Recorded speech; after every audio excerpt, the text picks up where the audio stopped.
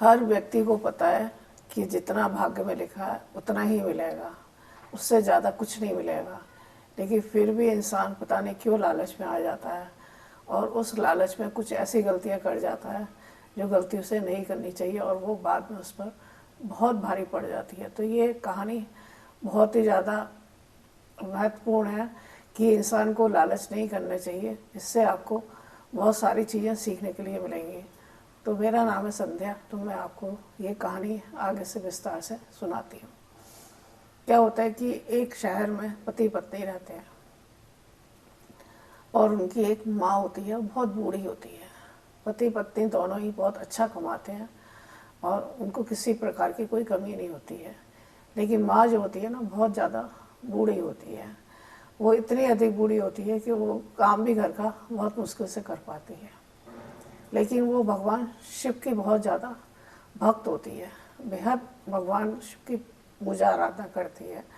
जब भी उससे जो भी होता है, भगवान को फूल पत्र फल मेवा मिठाई जो भी उसके पास में होता है, जो भी उसको उपलब्ध होता है, वो जा कर के भगवान को अर्पित करती है और अपना सारा ध्यान भगवान की पूजा में ही लगाती है। क्यों कि जब पति पत्नी उसके मतलब बेटा बहू जो जॉब करते हैं, नौकरी करते हैं, तो वो तो उसे समय देते नहीं है।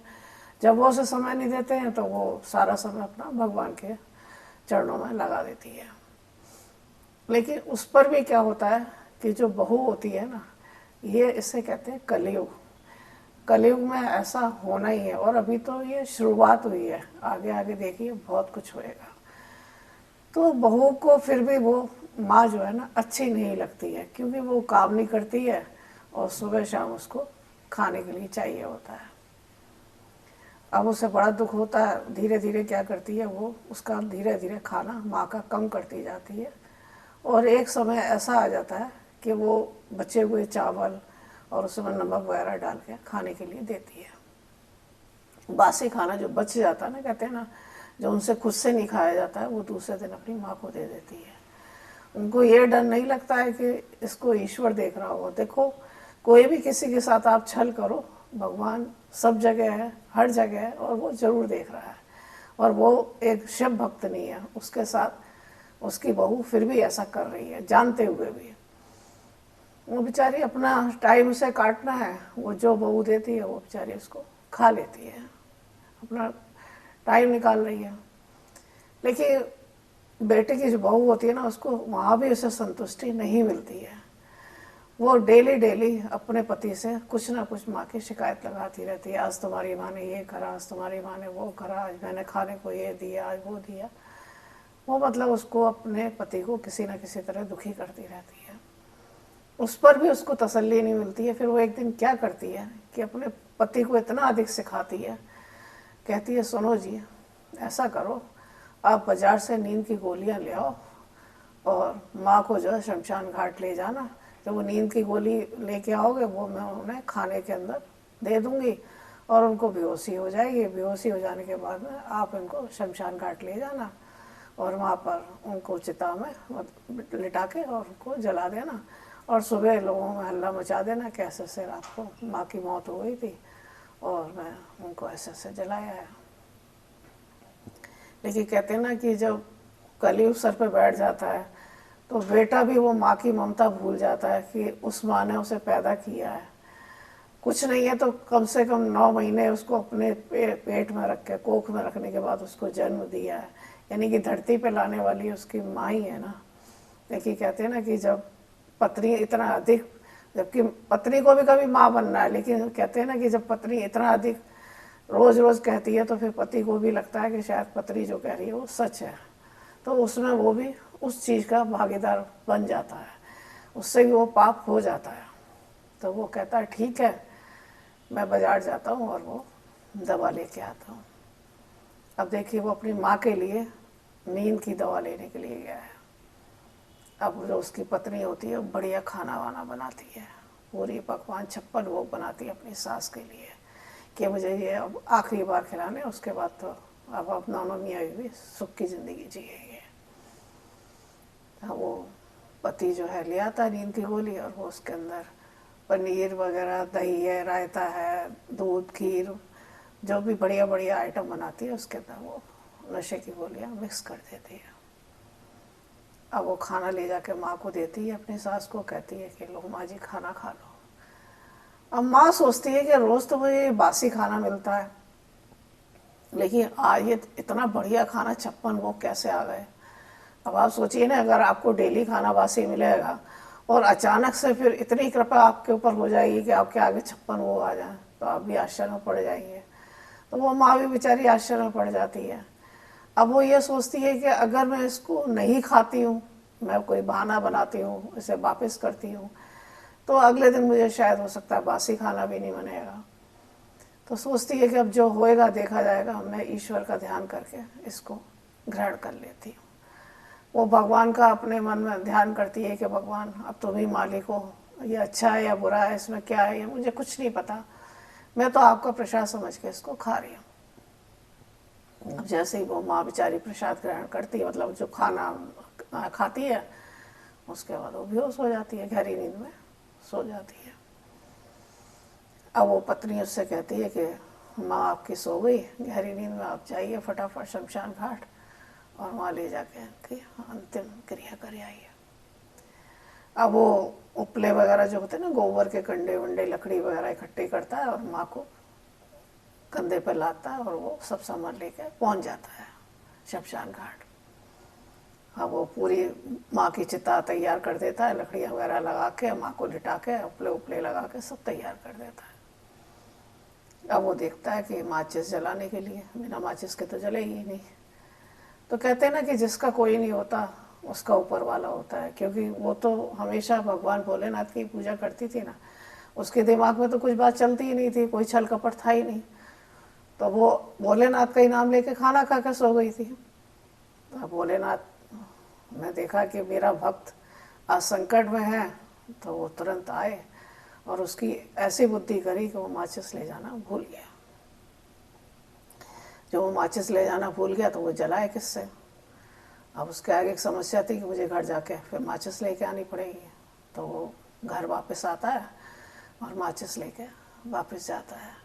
इतने बीच क्या होता है कि जो माँ थी, भगवान जो है ना अपनी लीला तुरंत रच देते हैं। उधर भगवान ने अपनी लीला रची कि उसका जो खाने के अंदर जो नशे की गोलियां मिली हुई थी उससे उसका नशा खत्म हो गया और माँ जो है तुरंत उठ के बैठ गई। अब उठ के बैठ गई तो वो सारे माजरा समझ गई कि यहाँ मेरा बेटा मुझे जलाने के लिए लाया था और सुबह सबसे कह देता कि माँ मर गई है।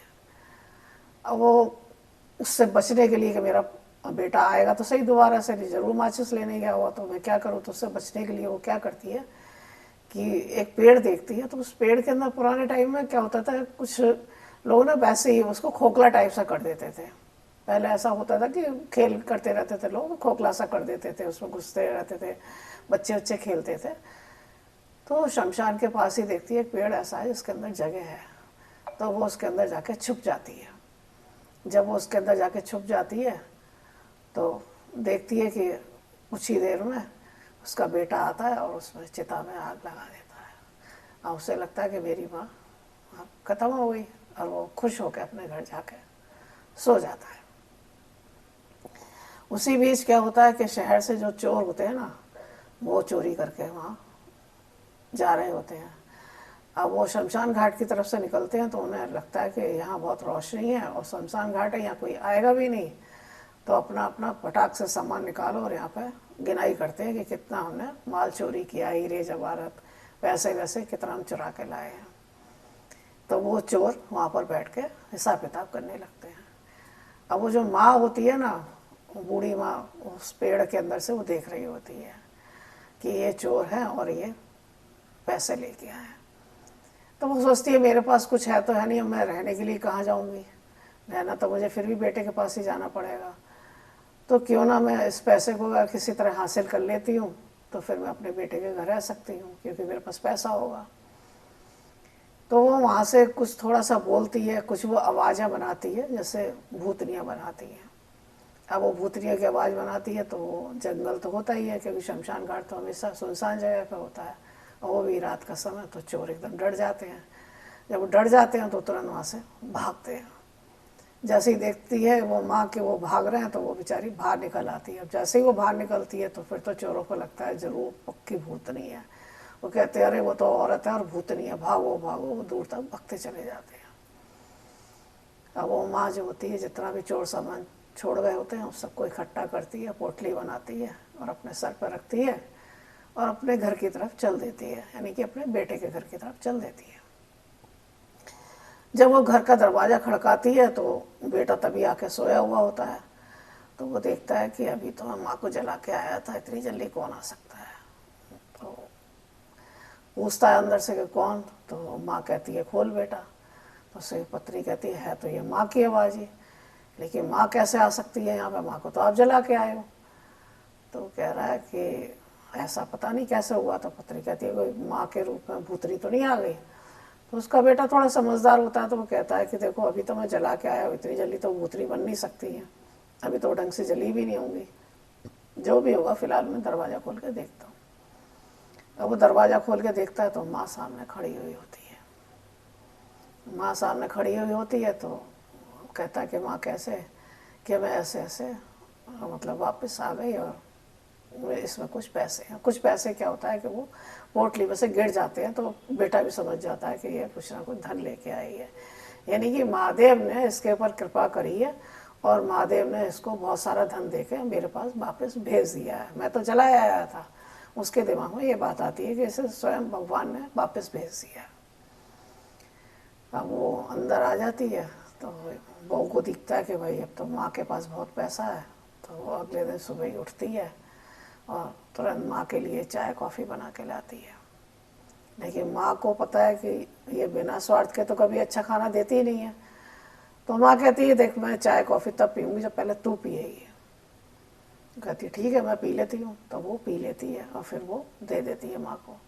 ऐसे ही दोपहर को बढ़िया मतलब खाना, आप बढ़िया पनीर वनीर का, खीर पूरी जो भी है वो माँ से पूछ पूछ के बनाती है। बोलो तुम्हें क्या खाना, भाई मैं बनाऊँगी, क्योंकि उससे पैसे का लालच दिख रहा है ना।